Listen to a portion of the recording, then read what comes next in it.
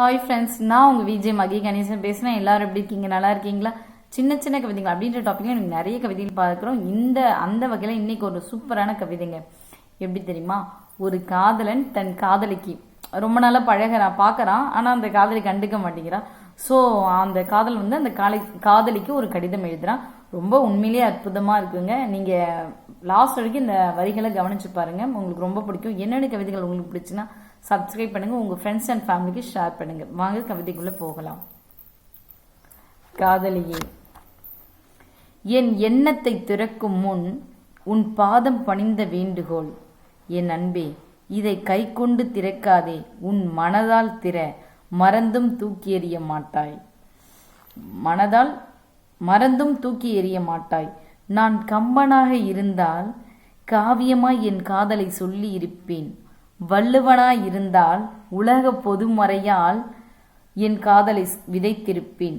பாரதியாய் இருந்திருந்தால் இயற்கையை உனக்கு பரிசளித்து என் காதலை உன்னிடம் சொல்லி இருப்பேன்.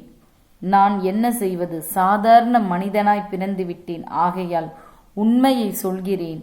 உன்னை பெற என் காதல் உன்னில் குடியேற ஒரு கவிதை தருகிறேன். இன்னும் கவிதைக்குள்ளேயே அவர் வரல.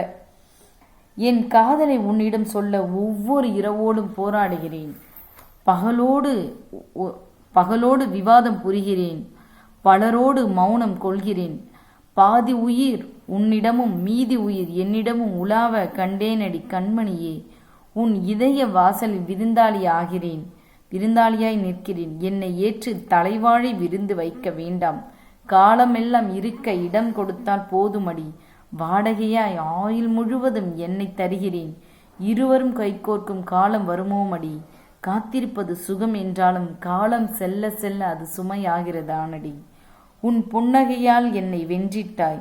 உன் மௌன விருந்தில் என்னை கொன்றுவிட்டாய். நீ சிரிக்கும் உதட்டின் ஓர விளிம்பில் சிக்கி போனேன். சிற்பம் ஒன்றை கண்டு விஞ்ஞானி ஆனேன். என்ன வியூவர்ஸ், நான் சொன்னபடி இந்த கவிதை உங்களுக்கு ரொம்ப பிடிச்சிருக்குன்னு நினைக்கிறேன். இந்த கவிதையை பிடிச்சிருக்குன்னா ஞாபகமாக ஷேர் பண்ணுங்கள், உங்கள் ஃப்ரெண்ட்ஸ் அண்ட் ஃபேமிலிக்கும் ஷேர் பண்ணுங்கள். ரொம்ப நன்றி.